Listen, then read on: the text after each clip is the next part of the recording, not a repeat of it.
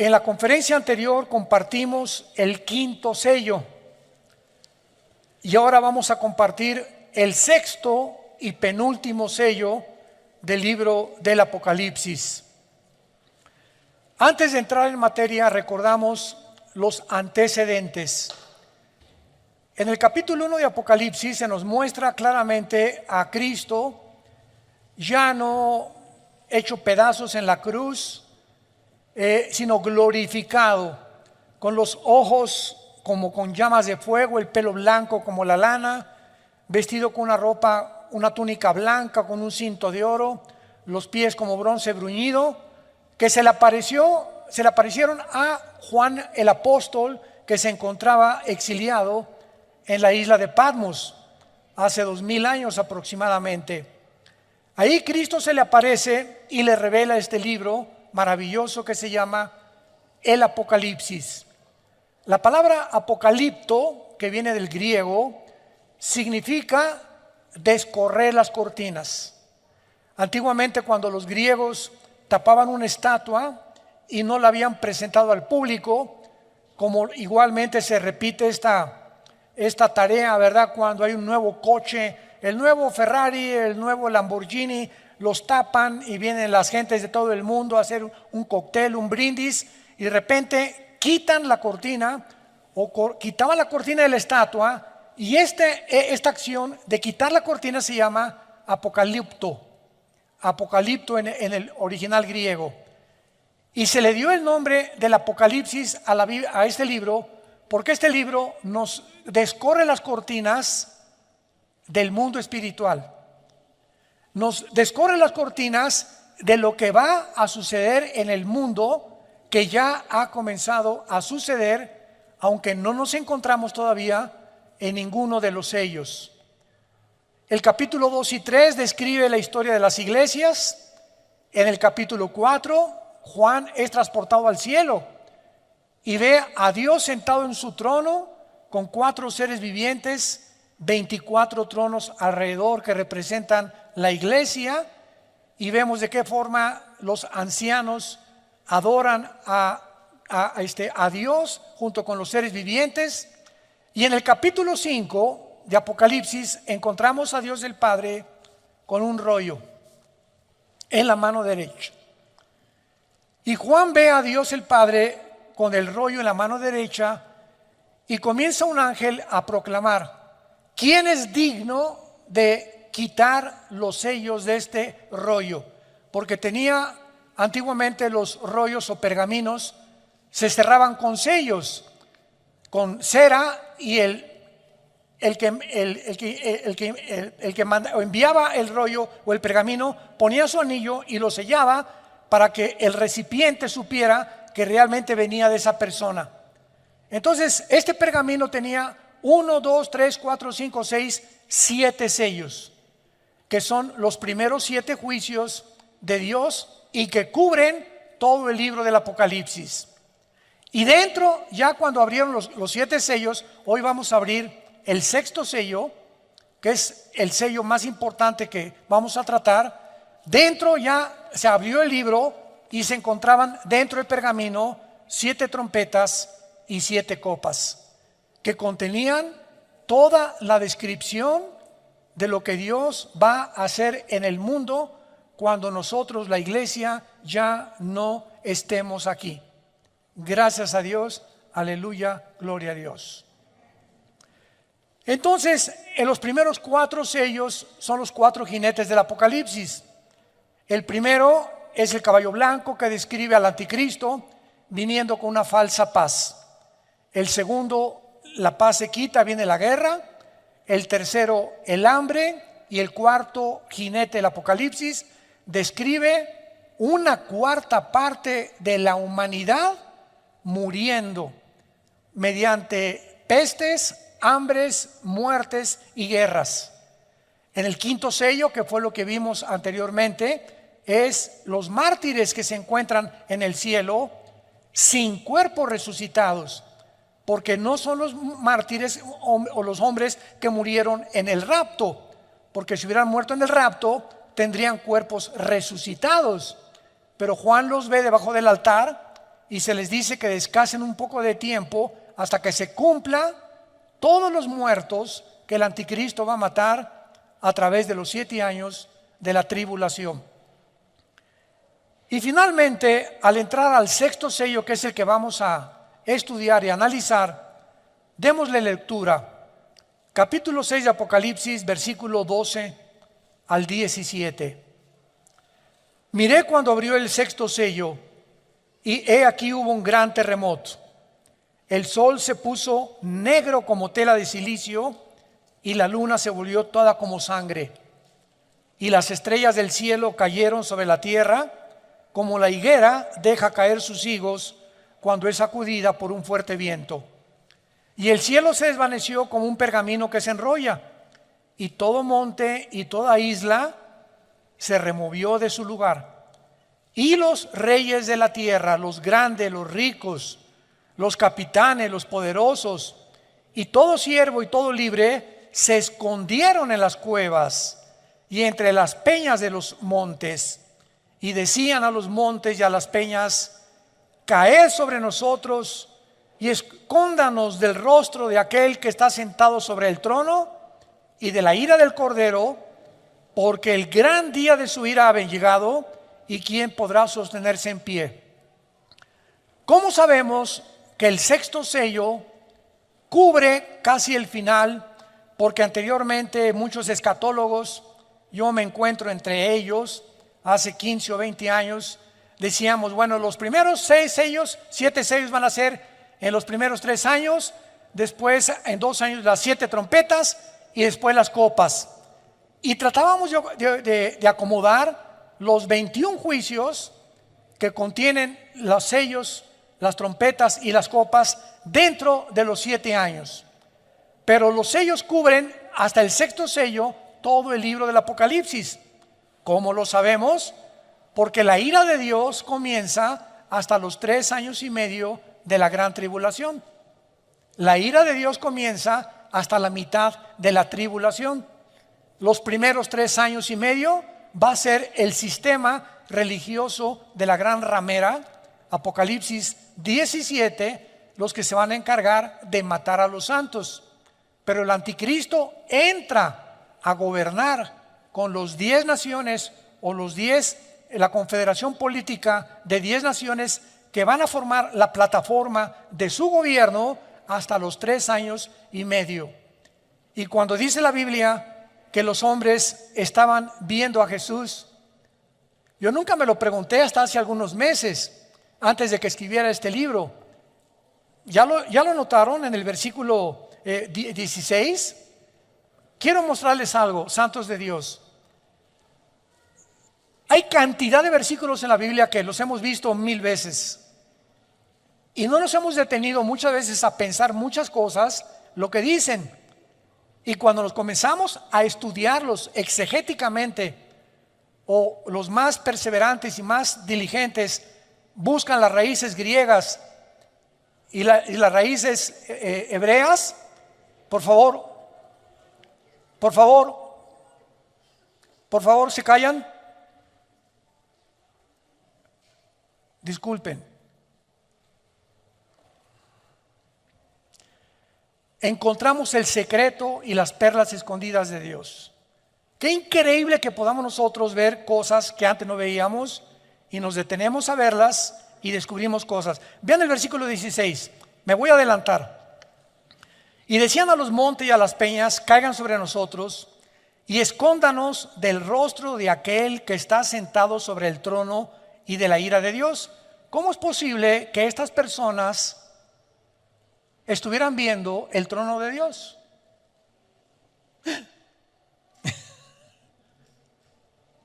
Porque el gran día de su ira ha llegado. ¿Quién se los dijo? Que ya se acercaba la segunda venida de Cristo, y quién podrá sostenerse en pie. Y vamos a verlo más adelante. Es una sorpresa de qué forma la Biblia nos muestra en el versículo 14 que el cielo se va a desvanecer. Y esa palabra prochorizo en el griego significa que el cielo se va a dividir como se enrolla un pergamino. ¿Y saben de qué nos habla esto? De que el mundo espiritual, bueno, Señor, dame sabiduría. Tengo tanto que compartirles. Cuando rápidamente, ¿se acuerdan en Hechos 7 cuando Esteban es muerto a pedradas? ¿Se acuerdan, verdad? Tampoco lo habíamos notado. Cae hincado Esteban y dice la Biblia, vi el cielo abierto. Yo nunca me había preguntado, ¿qué tenía mira telescópica para atravesar todas las galaxias y llegar hasta el tercer cielo? ¿O será que nos hemos imaginado que el tercer cielo está hasta donde termina el universo? ¿Qué es lo que existe en la mente humana? ¿No es verdad? ¿No es cierto? Entonces cuando dice Esteban, vi el cielo abierto, y cantidad de veces en Apocalipsis, y el cielo se abrió, y dice Juan, y vi el altar. ¿Qué tenían mirada telescópica? ¿O tenían telescopios? ¿O el cielo está más cerca de nosotros de lo que nos imaginamos? Y lo vamos a ver, así es. Hagan de cuenta que hay ahorita una capa aquí invisible y está aquí junto con nosotros, los ángeles, los demonios, los ángeles, el cielo, etcétera, etcétera. Pero no lo podemos ver porque estamos en una dimensión cuadridimensional. Y es exactamente como una pecera. Los peces están en una pecera y nunca se imaginan que arriba de ellos hay otras entidades, seres humanos, que los estamos observando sin que ellos tengan la capacidad ni de saber que los estamos observando, ni que existe otro mundo aparte del agua donde ellos viven. Y así nosotros tenemos algo que no lo hemos visto, que es como un velo que cubre las naciones, invisible, que se va a romper. Y en la tribulación van a ver a Cristo en su trono y bajando del cielo. Esto es maravilloso, pero me he adelantado, pero vamos por orden para ver este maravilloso pasaje del sexto sello del Apocalipsis. Vemos en primer lugar en el versículo 12 y 13 los fenómenos cósmicos que sobrevendrán sobre el mundo y sobre el planeta Tierra. Cuando abrió el sexto sello, un gran terremoto. El sol se pone negro como tela de silicio, la luna se vuelve como sangre, y cuando dice las estrellas del cielo cayeron, no es literalmente las estrellas. Es la palabra aster en el original griego, que se puede traducir cometas o asteroides. En este sexto sello, el mundo experimenta un gran terremoto, un eclipse lunar y un eclipse solar.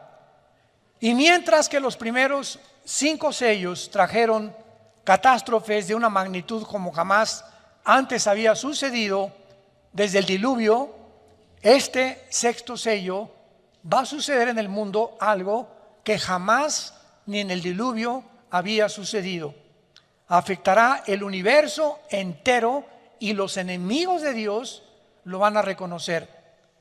Veamos de qué forma el profeta Isaías en el capítulo 13 de su libro escribe el mismo lenguaje que escribe Juan con diferentes palabras. Ya habían los profetas hebreos profetizado acerca de este gran sacudimiento que el cosmos sufrirá, y lo voy a explicar físicamente. Dice Isaías capítulo 13 versículo 9: He aquí el día de Jehová, viene terrible y de indignación, ardor de ira para convertir la tierra en soledad y raer en ella a sus pecadores. Por lo cual las estrellas de los cielos y sus luceros no darán su luz. El sol se oscurecerá al nacer y la luna no dará su resplandor. Y castigará al mundo por su maldad. Castigará al mundo por su maldad y a los impíos por su iniquidad. Haré que cese la arrogancia de los soberbios y abatiré la altivez de los fuertes. Versículo 13: Porque haré estremecer los cielos y la tierra se moverá de su lugar en la indignación de Jehová de los ejércitos y el día del ardor de su ira. ¿Qué conocimientos de física, astrofísica, astronomía o físicos matemáticos, podría haber tenido este profeta hace 2700 años. Que la tierra vendría el tiempo que se iba a mover de su lugar, cuando hasta el año 1600 Galileo Galilei descubre que realmente no es el Sol el que gira alrededor de los planetas, si nosotros estamos girando alrededor del Sol. Y cuando hasta 1700 vienen los primeros telescopios y la disciplina académica del estudio de la astronomía, comenzamos a tener ya un poquito más de conocimiento de la formación de los astros, de la serie de Orión, que son 7 estrellas calientes, y de la formación de todas las, como llaman los famosos signos del zodiaco, que son los signos donde Dios mandó no la astrología, sino la astronomía, que la astrología se robó para interpretarla equivocadamente. En fin, todo esto es maravilloso porque observamos que Isaías menciona al mundo moviéndose de su lugar, lo cual sugiere algo que altere la gravitación del mundo, moviéndolo de la inclinación que tiene el globo terráqueo de 23 grados y medio sobre su eje. O sea, la Tierra no está así, el globo terráqueo, sino que tiene una inclinación, y con esta inclinación gira alrededor del Sol en 365 días. Ahora bien, todos los planetas y todas las estrellas en el cielo tienen una distancia entre sí calculada matemáticamente. Cuando alguien me preguntó, ¿tienes alguna evidencia de la existencia de Dios? Y rápidamente le contesté, el orden del universo. Hay un orden impresionante en el universo donde las galaxias giran, las estrellas giran, ninguna choca con una, las galaxias tampoco, la Tierra mantiene su movimiento sobre su eje en 24 horas, en 365 días. ¿Quién le está dando esta velocidad a la Tierra? Porque existe una ley física que dice que el movimiento va proporcional a la fuerza que se le aplica. Es una ley física. Lo voy a explicar. Yo tengo una canica y le hago así a la canica y la canica sale disparada por la fuerza que le apliqué con el dedo. Pero ¿qué pasa con la canica? Se tiene que detener. Disparas una flecha y le aplicas la flecha del arco y la flecha sale y cae porque hasta ahí llegó la fuerza que le impusiste. Disparas una bala, la bala sale por el impulso de la pólvora y la bala tiene que caer forzosamente. No hay ningún cuerpo que siga la fuerza que se le aplicó. Pregunta a los señores ateos que nos oyen a través de las redes o los que se encuentran aquí, profesores de la universidad. ¿Quién le dio el movimiento y quién mantiene a la Tierra en su movimiento 24 horas sin detenerse? ¿Quién? ¿Nostradamus? ¿O Walter Mercado? ¿O es un accidente? En física no hay accidentes, discúlpame. Ahora, esto es en el macrocosmos. Ahora, si nos ponemos en el microcosmos y tenemos un microscopio electrónico, vamos a encontrar que la materia está formada de átomos. Y el núcleo, que es el átomo, tiene alrededor protones, electrones y neutrones que giran a una velocidad impresionante, que mantienen la cohesión de la materia. ¿Quién mantiene esta cohesión y esta velocidad? ¿Quién se las dio? Bueno, eso es solamente un pequeño, como decimos, ¿verdad?, botón de muestra. Pero vamos a continuar dándonos cuenta que aparte de la distancia que se encuentra matemáticamente calculada, serán sacadas de sus órbitas los planetas y las galaxias, afectando los campos gravitacionales y magnéticos de otras galaxias cercanas. Esto es lo que pasa, hablando físicamente, cuando un cuerpo se desplaza del movimiento que Dios le dio. También se menciona el oscurecimiento, ya lo vimos, del sol y la luna, porque el color negro siempre en la Biblia representa el mal, el pecado, los juicios de Dios, de lamento. Sin embargo, para que el sol aparezca de una forma global oscuro, tal vez es posible por erupciones volcánicas alrededor del mundo, porque todos los volcanes en esta época todos van a explotar, lo cual producirá sin ninguna duda un gran terremoto. Y también podemos ver que este oscurecimiento tendrá un origen no en ellos mismos, sino en algo que bloqueará la luz. Y un oscurecimiento parcial ocurre en la cuarta trompeta. Vayamos rápido a la cuarta trompeta en Apocalipsis 8. ¿Ven por qué les dije que trajeran su Biblia, chamaquitos? Apocalipsis 8:4 dice la Biblia, Apocalipsis 8:12. El cuarto ángel tocó la trompeta, aquí estamos en el juicio de las trompetas, y fue herida la tercera parte del sol, y la tercera parte de la luna, y la tercera parte de las estrellas, para que se oscureciera la tercera parte de ellos, y no hubiese luz en la tercera parte del día, y asimismo de la noche. Pregunta: en el sexto sello se oscurece todo. Entonces, ¿qué ocurre primero? ¿La tercera parte o todo? Pues es lógico que primero la tercera parte, ¿verdad? Lo que nos da a entender que el sexto sello viene después y que las trompetas vienen antes del sexto sello. ¿Se dan cuenta cómo comenzamos a estudiar la palabra de Dios? A darnos cuenta de cosas que antes no habíamos percibido. Esto es interesantísimo y maravilloso. Ahora vemos también que las estrellas caen del cielo. Después del terremoto y del oscurecimiento del sol y de la luna, cometas o asteroides van a caer, y obviamente, ya lo dijimos, no se refiere a las estrellas como al sol, sino posiblemente a meteoros o cometas que llenan el espacio y que continuamente están atravesando la atmósfera terrestre.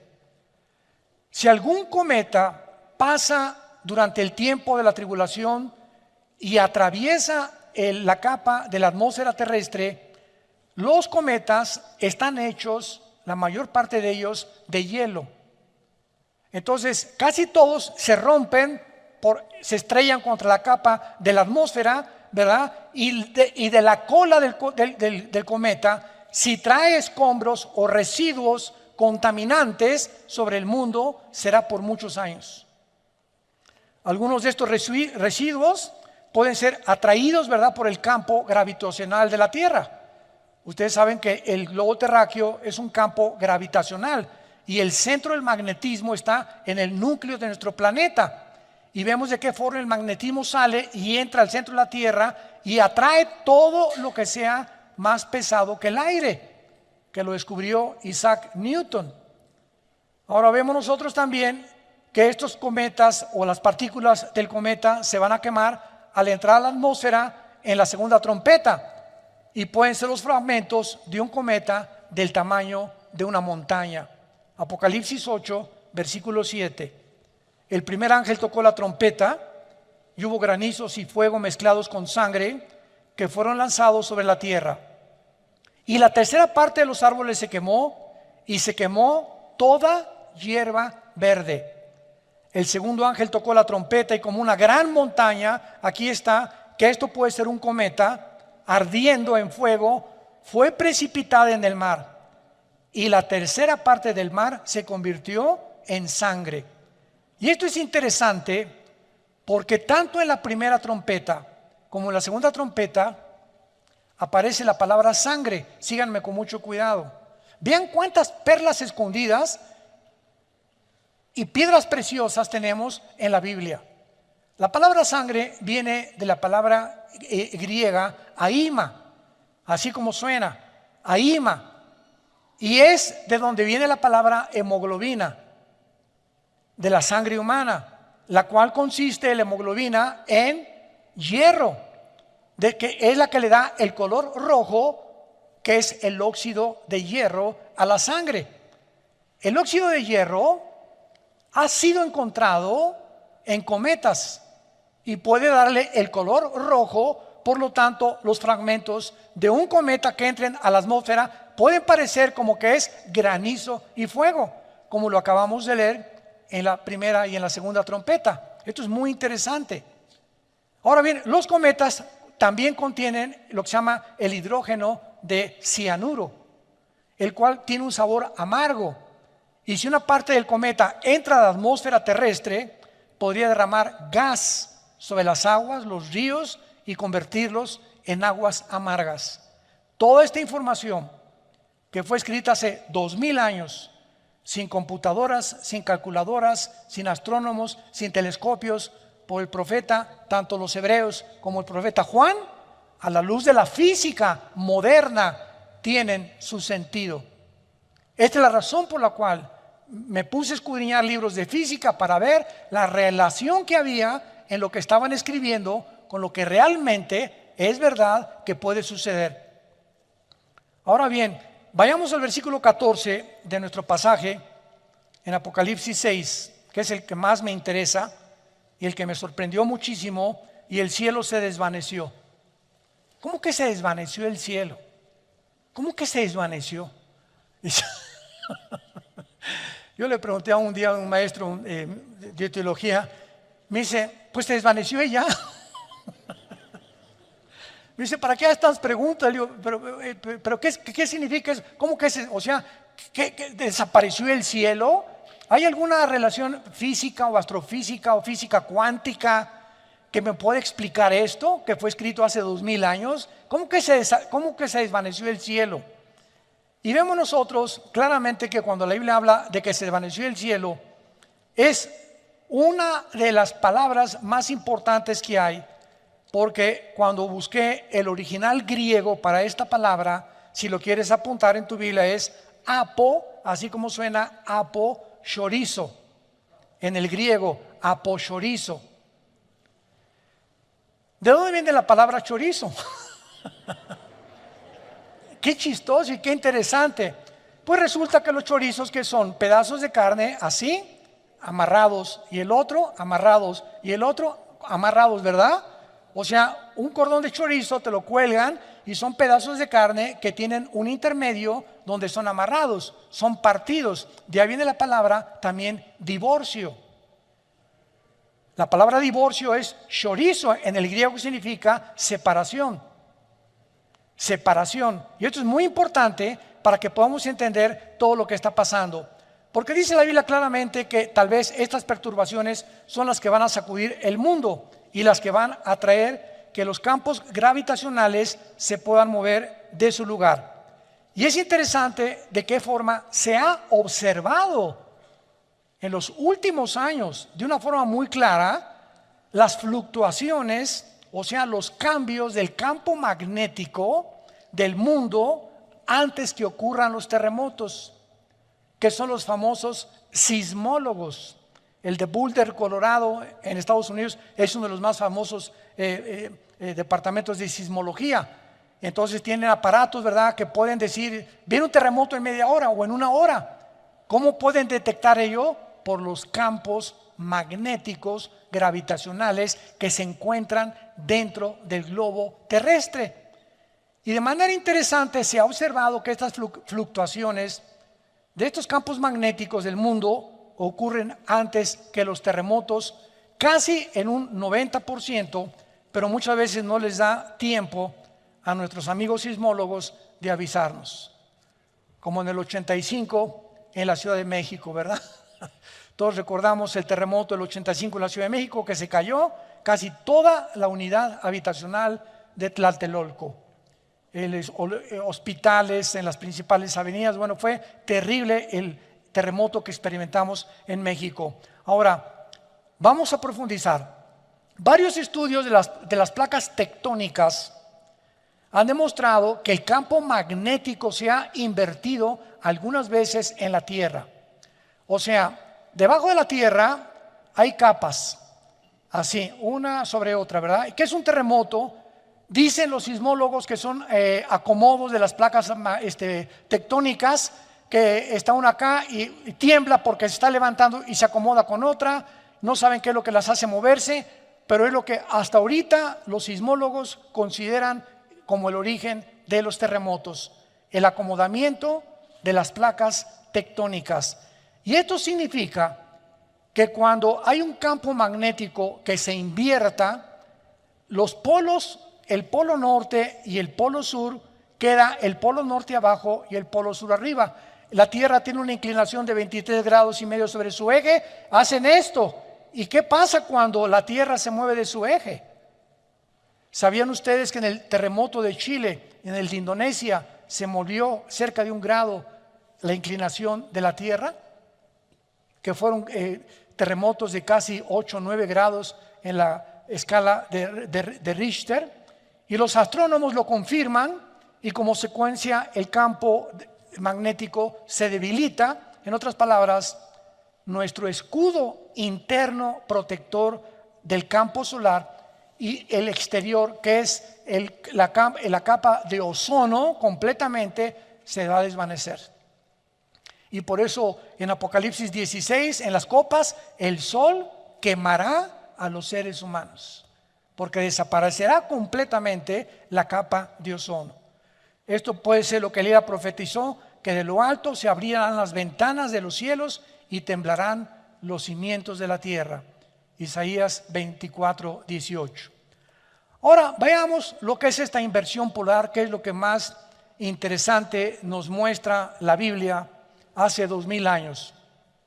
Una inversión polar, pudo haber ocurrido en el tiempo del diluvio, porque podemos observar que cuando comenzó el diluvio, la Biblia dice, Génesis 7:11, las ventanas de los cielos fueron abiertas y el agua salió de debajo de la tierra. O sea, el diluvio fue un sándwich. Salió agua de debajo de la tierra y agua que cayó de arriba de la tierra sobre los seres humanos. Quedaron como en un sándwich donde hasta los picos de las montañas más altas fueron tapados. Ahora, cuando hay esto, ¿verdad? Y el agua sale de la tierra, sugiere una actividad masiva tectónica. Ahora los físicos pueden explicar esto. Y esta actividad masiva tectónica parece haber continuado por algunas generaciones después del diluvio, porque fue en esa época que ocurrió la división de los continentes. Vayamos a Génesis capítulo 10.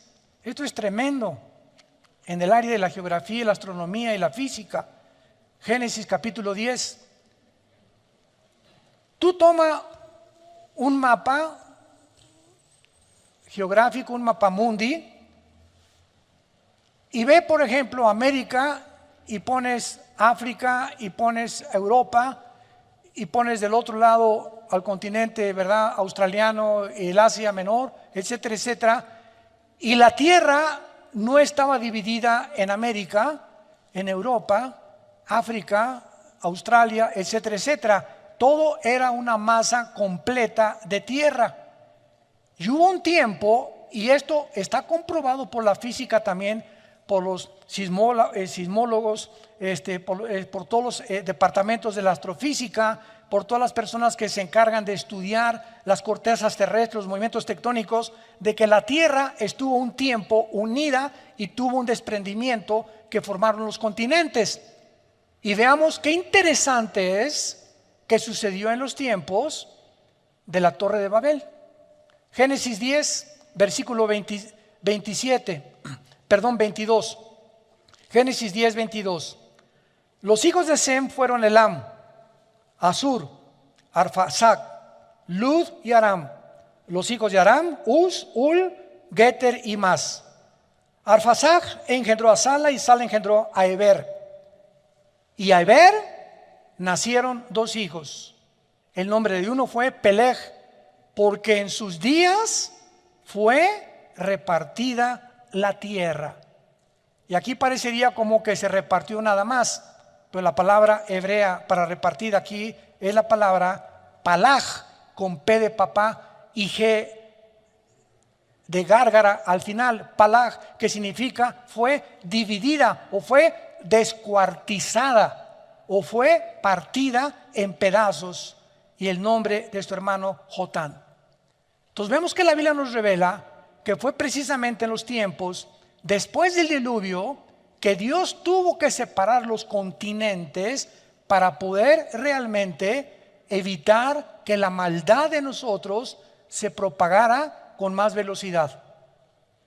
¿Por qué después del diluvio se acabaron los Matusalem?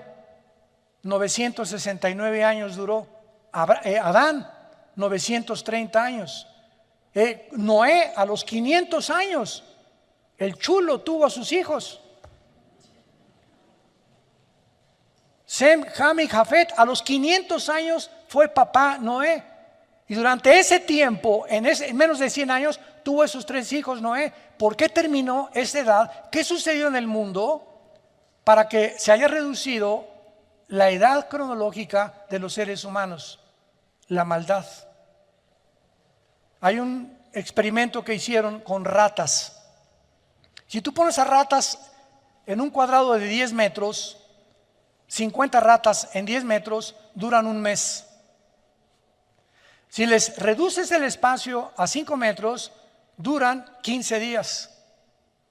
Si les reduces el espacio a una cuarta parte, duran 5 días. Saber nadie qué es la verdad. Y si en el camino en que se encuentran es la verdad. Y viene hace 2000 años Dios en la persona de su Hijo y nos deja este libro.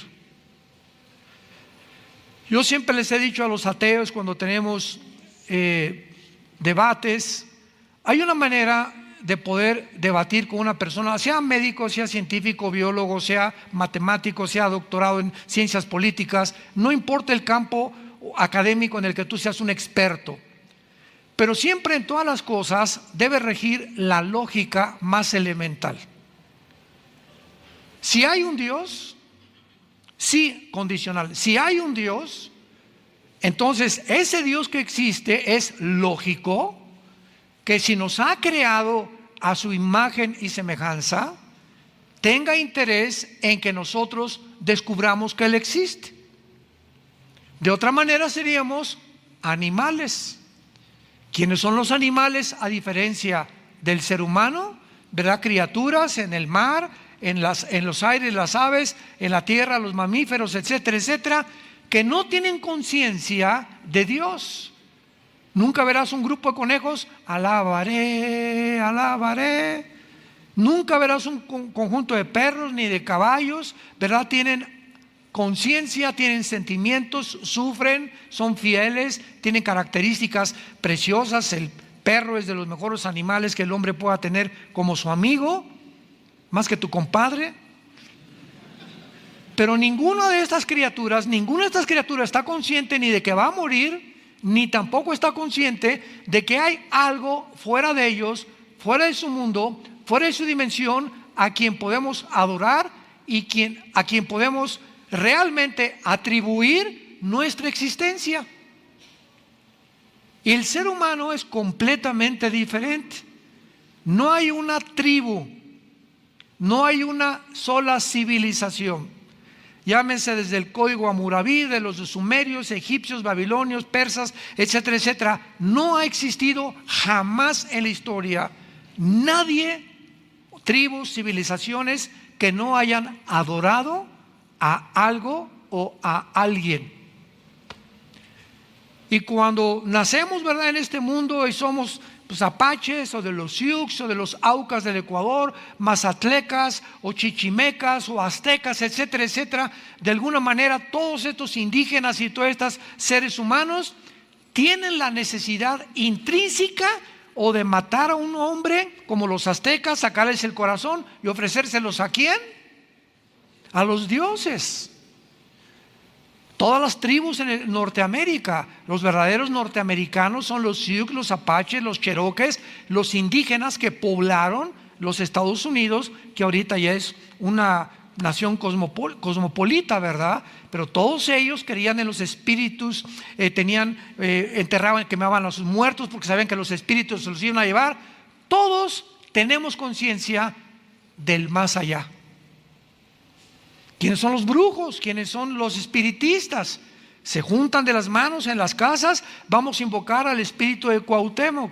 ¿Cómo saben que hay algo que trasciende nuestra naturaleza y que podemos tener comunicación a través de la ouija, a través de la lectura de las cartas tarot, a través del café, de la bola de cristal, o comunicándonos con algún espíritu de mi abuelita o de Cuauhtémoc, y vamos a juntarnos a invocarlo para que nos pueda contestar ciertas preguntas que tenemos con el más allá? ¿Quién puso ese más allá en el ser humano que no tienen los animales? Salomón escribió en el libro de Eclesiastés capítulo 3 versículo 11: Dios puso la eternidad en el corazón humano. Y esta eternidad que todos tenemos dentro de nosotros, cuando vino Jesucristo hace 2000 años, esta eternidad, este deseo de tener contacto con alguien o con algo, y si no sé quién es Dios, pues los seres humanos van a la selva, a un campo, agarran el tronco de un árbol y lo cortan, y de esa madera hacen una figura de un ser humano, y ya después que la hicieron, nos hincamos delante de lo que nosotros hemos creado. O con cemento, o con piedras, levantamos un ídolo, Moloch, Toreto, Semiramis o como se llame, y comenzamos a adorar la obra de nuestras manos por la ignorancia que tenemos del Dios único, vivo y verdadero, que sí existe y se ha revelado en las Sagradas Escrituras. Este libro es el primer libro en haber sido impreso en la imprenta de Gutenberg. El primer libro en haber sido impreso. El libro más leído, más vendido, todavía hasta el siglo XXI, de todos los volúmenes y de cualquier escritor que tú me puedas mencionar a través de la historia. No hay un libro más vendido y más leído que las Sagradas Escrituras. Es el libro que contiene los registros, señores, científicos, ateos, escépticos y agnósticos que nos escuchan. Es el libro que contiene los registros más antiguos de la genética, biología, química, matemáticas, física, antropología, paleontología y cualquier otra rama académica, historia, geografía que me puedas mencionar. Y todo a través de la historia, lo que el hombre ha descubierto a través de todas estas de historia y geografía, la Biblia lo decía antes.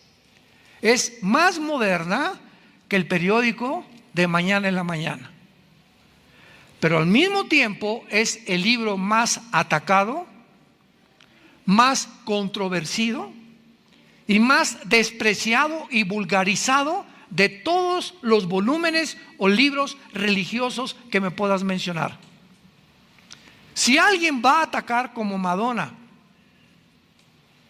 como AC, como los Rolling Stones, como Michael Jackson y como cantidad de artistas famosos, grupos satanistas, etcétera, etcétera, nunca atacan el Corán. Nunca hay artistas que agarren un pollo y lo rompan y lo escupan sobre la Biblia, como Swanson.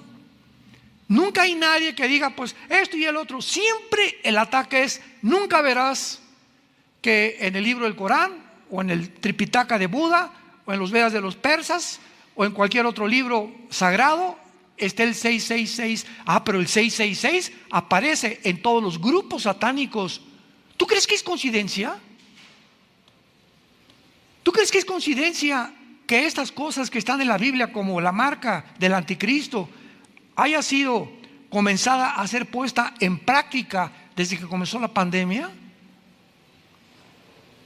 Que ya no podías entrar a una tienda, no podías subirte a un avión, no podías comprar si no tenías ciertos requisitos médicos, que así le llamaron, y que de repente nos dimos cuenta que comenzamos a ser controlados por todos lados. ¿En qué mundo nos encontramos? Todo esto cobra realidad cuando venimos a las Sagradas Escrituras. Comenzaron también los grandes filósofos utópicos del siglo XXI. Ya el comunismo cayó en 1991 y ahora sí es una época, una nueva era le llamaron, de progreso. Tenemos la tecnología, estamos en el espacio, el internet, el iPhone, la cibernética.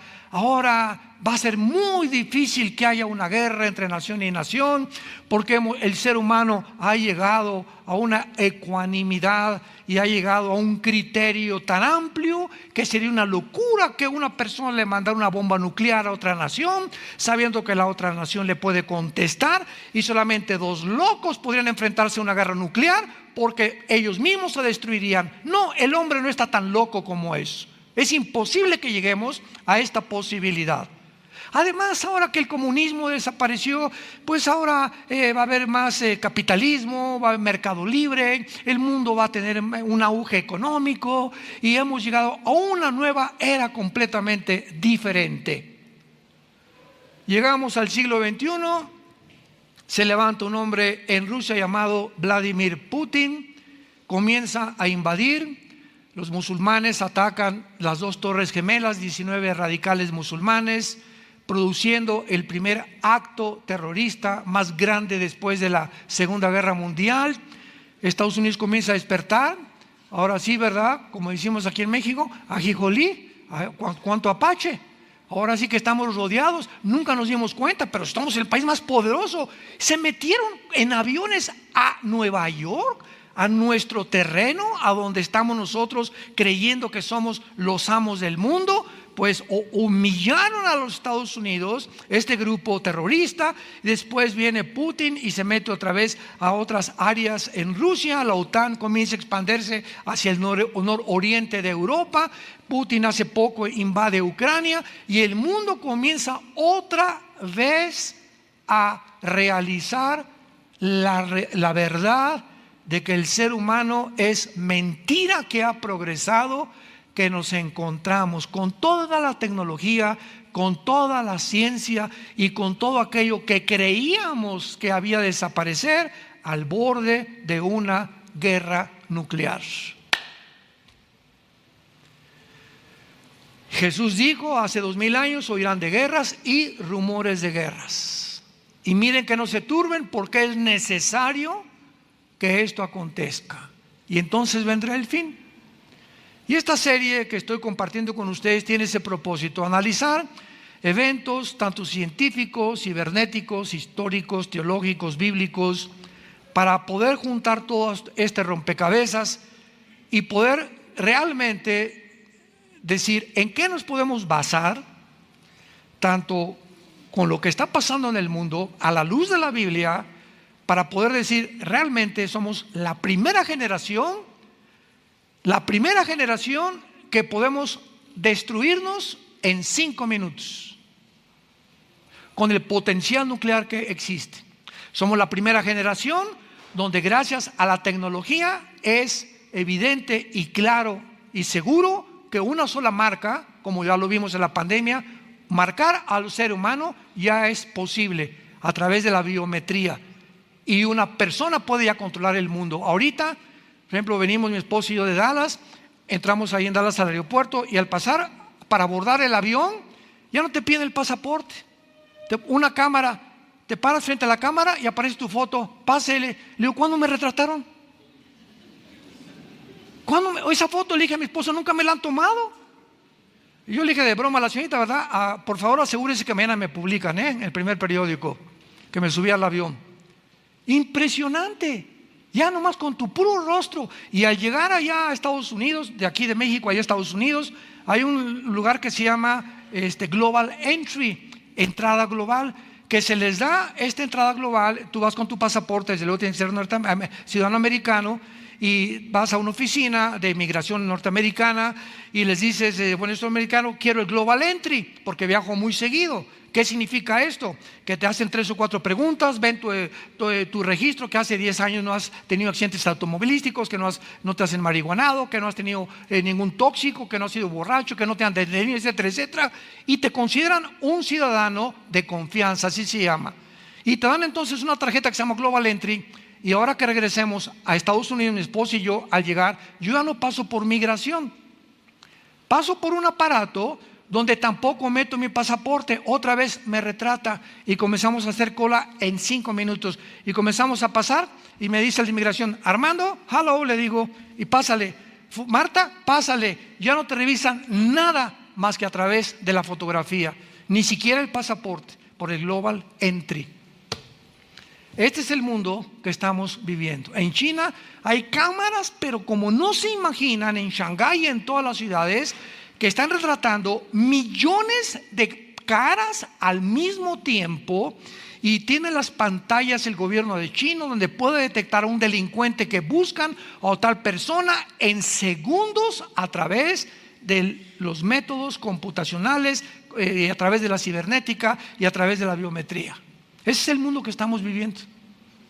Es un mundo que ya puede gobernar un solo hombre, donde pueden ya las naciones entregar su soberanía nacional, y este hombre, que se va a llamar el anticristo, va a gobernar al mundo a través de los chips, ya sea un tatuaje en la mano o un chip que nos meta, que les metan. Yo no voy a estar aquí, yo no sé si tú, o aquí en el entrecejo, y la gente que no tenga ese pasaporte, ese chip, ese tatuaje, no va a poder comprar ni un carro, ni entrar a una tienda, ni entrar a la comercial mexicana, ni una farmacia, ni vender. No puedes hacer nada si no te identificas con ese chip, que ya está en acción y que ya está funcionando en muchos lugares.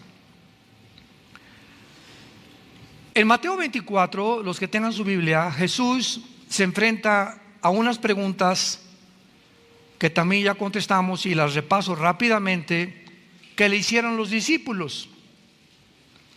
3 preguntas de carácter escatológico. Escatos en el griego, más allá de, logos, conocimiento. La escatología es la rama de la teología, a los que les interesa apuntarlos, que trata con las cosas futuras.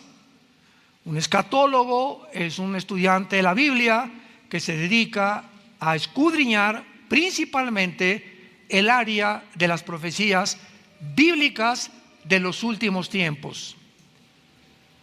Y dentro de la escatología le hacen 3 preguntas a Cristo muy interesantes, que Él contesta y otra no la contesta.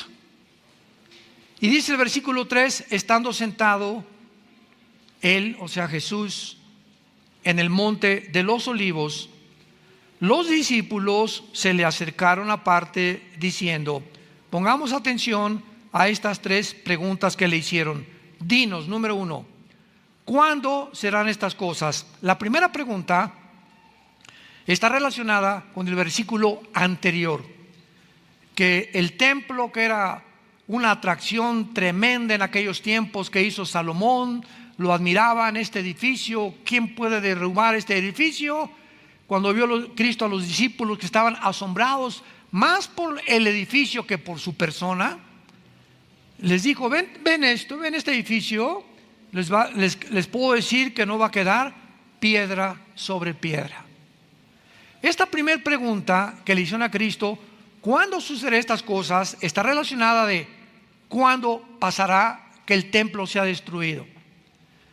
Esta sucedió 70 años después de Cristo, cuando el general Tito de Roma entra a Jerusalén y acaba con Jerusalén, y no queda piedra sobre piedra. Se cumple al pie de la letra las palabras de Jesús. Pero quedan 2 preguntas más. La segunda pregunta es: ¿qué señal habrá de tu venida? O sea, podemos darnos cuenta cuando tú regreses, de alguna manera, porque nos has dicho te vas y vas a regresar. ¿Hay alguna señal para que cuando regreses sepamos nosotros que tú vas a regresar? Cristo le da esta respuesta en el versículo 29 y 30 del mismo capítulo 24 de Mateo. E inmediatamente después de la tribulación de aquellos días, el sol se oscurecerá, la luna no dará su resplandor, y las estrellas caerán del cielo, y las potencias de los cielos serán conmovidas. Entonces aparecerá la señal del Hijo del Hombre en el cielo. Y entonces lamentarán todas las tribus de la tierra y verán al Hijo del Hombre viniendo sobre las nubes del cielo con gran poder y gloria. Esta segunda pregunta, ¿cuándo será la señal?, se cumplirá al final de la tribulación. Pero antes hay otra pregunta que es la que nos atañe y la que hemos estado investigando y tratando de contestar, y gracias a Dios que ya la podemos contestar, repito, por el análisis que podemos hacer de las señales, de la historia, de los eventos a nuestro alrededor y principalmente de las Sagradas Escrituras. Dice así la última pregunta: ¿y qué señal habrá del fin de la historia? Se puso en el griego siglo, el fin de la historia o el fin de la historia humana o el fin del siglo, como le querramos llamar. Cristo no contesta esto. ¿Qué señal habrá del fin del siglo? O sea que ya la historia se terminará. Sin embargo, cuando leemos en el versículo 5 que Jesús comienza a decirles, solamente les voy a dar algunos datos importantes. Vendrán muchos en mi nombre diciendo yo soy el Cristo, y a muchos se engañarán. Dice Cristo, una de las señales, una de las muchas que les voy a dar, que pueden ustedes ubicarse y darse cuenta que realmente ya nos acercamos al final de la historia. Se van a levantar cantidad de hombres diciendo que son el Mesías. La palabra Cristo, Yeshua en el hebreo, es el Mesías. Vendrán muchos diciendo yo soy el Mesías, o sea, el ungido de Dios, el Salvador del mundo. Y este mensaje lo traen la mayoría de los gobernantes en el mundo actualmente. Muchos gobernantes surgen inmediatamente y todos hacen, sabemos, promesas que ninguno cumple. Pero todos nos prometen qué cosa, que nos van a salvar, que la economía va a mejorar, que va a mejorar tu nivel de vida, bla, bla, bla, bla. Y la gente, ¿verdad?, engañada por la política, votamos por estos gobernantes que en el mundo entero, a través de toda la historia, conquistadores, dictadores, etcétera, etcétera, han engañado a la humanidad. Pero Cristo no se refiere políticamente, se refiere espiritualmente. ¿No han visto ustedes en las redes sociales, hace de 6 meses para acá, ya no vamos tan lejos, cuántos Mesías Israel está diciendo que ya llegaron? Métanse los Mesías de Israel en Google, lo puedes encontrar. Todavía hace 2-3 semanas ves un hombre con un sombrero, con una barba. Se juntaron miles de rabinos en Israel alrededor de él y cantaban y bailaban, y aquí está con un sombrero negro, y le besaban la mano los judíos, cosa que tienen prohibidísimo, y lo tocaban la ropa, y el Mesías, etcétera, etcétera. Hace 4 meses un rabino en Nueva York dijo que él era el Mesías, se murió, y tenemos casi 2 o 3 años que Israel, de una forma absurda, ridícula y risible y patética, está haciéndose el hazmerreír esta religión judaica en el mundo entero por las barbaridades de estar señalando hombres como tú y como yo, porque están ansiosos que venga su Mesías, y cuando venga no va a ser el que ellos esperan. Cuando venga será el anticristo, que vendrá como un ángel de luz, dice la Biblia.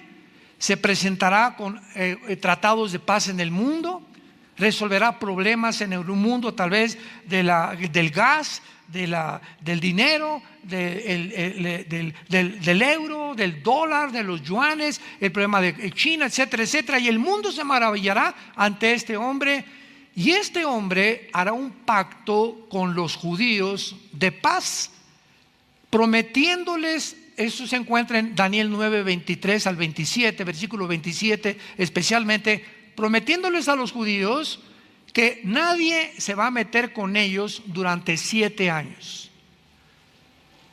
El capítulo 28 de Isaías describe como un pacto de la muerte. Hicieron un pacto con la muerte. Todos los judíos engañados porque rechazaron al verdadero Mesías hace 2000 años, a Jesucristo, van a ser ahora engañados. Jesucristo dijo: cuando venga un falso Mesías, a él van a recibir. Ahí me rechazaron, pero cuando venga alguien en su nombre, yo no vengo en mi nombre, dijo Jesús, vengo en el nombre de mi Padre, y no me reciben. Pero si alguien viene en su nombre, a ese van a recibir. Qué patético. Y el anticristo, sabemos, ¿verdad?, para no extendernos, que firmará este tratado de paz. Me imagino que en ese tiempo los judíos reconstruirán su templo, el tercer templo, que tienen años tratando de levantarlo. Una imposibilidad, porque la mezquita de Omar se encuentra exactamente arriba donde estaba el templo judío, que fue destruido en el año 70 después de Cristo, y el anticristo violará este pacto con los judíos a los 3 años y medio. Y ahí comenzará lo que la Biblia llama la gran tribulación. Entonces Cristo les dice: van a ser engañados, va a haber guerras, rumores de guerras, etcétera, etcétera. Pero en el versículo 32, dichosos los que trajeron Biblia. En Mateo 24, 32, que es el centro, el núcleo, el bastión de toda nuestra exposición, este pasaje es el que estamos tratando de demostrar que es el más fuerte que existe para darnos una seguridad de que somos nosotros la última generación. No sabemos el día y la hora, pero sabemos que será en nuestra generación cuando estas cosas ya han comenzado a suceder, y millones de cristianos no se han dado cuenta, ni han descubierto, ni siquiera si viven cerca del Nevado de Toluca. Es increíble la ignorancia que hay. En las iglesias tampoco se predica esto ya. Ya no se predica estas cosas. Ni en qué tiempo nos encontramos, ni qué señales. Ya no hay esta información. Es impresionante las tinieblas que han comenzado a caer en el mundo, están entrando a las iglesias. Dice Jesús, versículo 32, esta es la señal más importante de Jesús: de la higuera aprendan la parábola. Cuando ya su rama está tierna y brotan las hojas, sabéis que el verano está cerca. Así también vosotros, cuando veáis todas estas cosas que está cerca a las puertas, de cierto les digo, no pasará esta generación hasta que todo esto acontezca. No pasará esta generación. Cristo menciona una higuera, y ese es el inicio de nuestra búsqueda y de nuestra investigación. ¿Qué quería decir Jesús con la higuera, o qué representa en la Biblia la higuera? Porque una vez que identifiquemos qué es la higuera, podemos partir de ese punto hacia lo demás. Tenemos que saber qué significa la higuera o qué representa la higuera. Bueno, rápidamente, a los que lo quieran apuntar. En la Biblia hay 3 árboles relacionados con la nación de Israel. La higuera es el último del año en florecer. Y la higuera representa la resurrección nacional de Israel. ¿Cómo sabemos que este árbol representa la resurrección nacional de Israel? Veamos en Lucas capítulo 13. Después de Mateo está Marcos y después Lucas. Lucas capítulo 13, versículo del 6 al 9, dijo también esta parábola. Tenía un hombre, ¿una qué? Una higuera plantada en su viña, y vino a buscar fruto en ella y no la halló. Y dijo al viñador: He aquí hace 3 años que vengo a buscar fruto en esta higuera y no lo hallo. Córtala. ¿Para qué inutiliza también la tierra? Él entonces respondiendo le dijo: Señor, déjala todavía este año, hasta que yo cabe de ella y la abone. Y si diré fruto, bien, y si no, la cortará después. Pregunta: ¿a quién creen ustedes que se refería Cristo con la higuera? Pues a Israel. Tenía un hombre una higuera plantada en su viña. Israel es la higuera de Dios. Vino a buscar fruto en ella. ¿Quién vino a buscar? Jesús. Vino primero a las ovejas de Israel.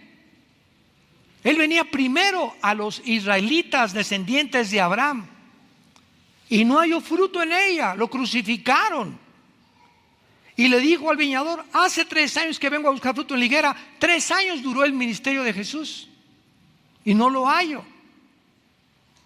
La higuera representa y siempre está relacionada con la vida de la resurrección de Israel. Y entonces, ¿qué le dijo, verdad? Que ya la higuera no va a dar fruto, está completamente podrida. Ahora comparamos esto con Mateo 21.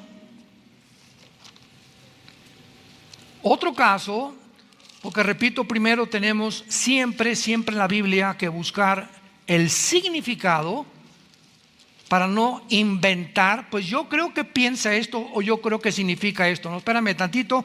La Biblia no es de interpretación privada. La Biblia se interpreta a sí mismo. Dice la Biblia en Lucas capítulo 21, versículo 18.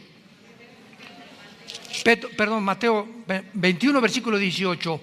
Por la mañana, esto fue el día anterior que lo crucificaran. Mateo 21, versículo 18. Volviendo a la ciudad tuvo hambre, y viendo una higuera cerca del camino, vino a ella y no halló nada sino hojas solamente, y le dijo: nunca jamás nazca de ti fruto. Y luego se secó la higuera. Viendo esto, los discípulos decían maravillados: ¿cómo es que se secó enseguida la higuera? ¿Qué representaba esa higuera el día antes que lo crucificaran? ¿A quién fue a quien maldijo Jesucristo? A Israel. He venido a lo mismo. Venido a buscar fruto, ¿verdad? Una higuera seca, representando cómo es posible que no estés dando fruto. Y maldice Cristo la higuera, y vemos que Israel muere. Se seca Israel como nación después de la crucifixión, y hasta 1948, 14 de mayo de 1948, ante los ojos expectantes historiadores, antropólogos del mundo, geólogos, etcétera, etcétera, vemos ante el mundo la resurrección de una nación después de casi 2000 años de haber sido exiliada, dispersada en todas las naciones del mundo, sin ninguna posibilidad de que este grupo de judíos dispersados en todas las naciones del mundo pudieran mantener durante casi 2000 años la esperanza de regresar a Israel. Y gracias al genocidio de Adolfo Hitler y de los nazis, que la Liga de las Naciones, en aquel tiempo no era la ONU, era la Liga de las Naciones, al ver que 6 millones de judíos habían sido masacrados, que habían sido masacrados imbéciles, idiotas, tarados, retrasados mentales, gente incapacitada, porque los nazis odiaban a una persona con defectos físicos. Cualquier persona con defectos, la orden era matarlos, exterminar al mundo. Era el sueño de Hitler, y que sobreviviera solo una raza, la raza aria, los blancos, güeros y de ojos azules. Ese era el sueño de Hitler, porque él quería que esa raza era la que iba a controlar el mundo algún día, los arios. El mundo se espanta y ve 6 millones, mataron gitanos, mataron homosexuales. Bueno, fue una cosa espantosa lo que los nazis hicieron. Se juntan las naciones y votan para que Israel, después de casi 2000 años, les den permiso a través de la declaración de Balfour, un hombre en Inglaterra, y de Teodoro Herzl, un judío del siglo XIX que comenzó a soñar que era el tiempo de regresar a Israel. Le permite las Naciones Unidas regresar a Israel, y dice Isaías 66: ¿podrá una nación resurgir en un día? Y nunca ninguna nación jamás en la historia ha podido conformarse nacionalmente en un día más que la nación de Israel. Cuando Jesús, en nuestro pasaje de Mateo 24:32, regresamos, y una vez que ubicamos que la higuera es Israel, bueno, rápidamente les digo los otros dos árboles. El otro árbol en la Biblia es el olivo.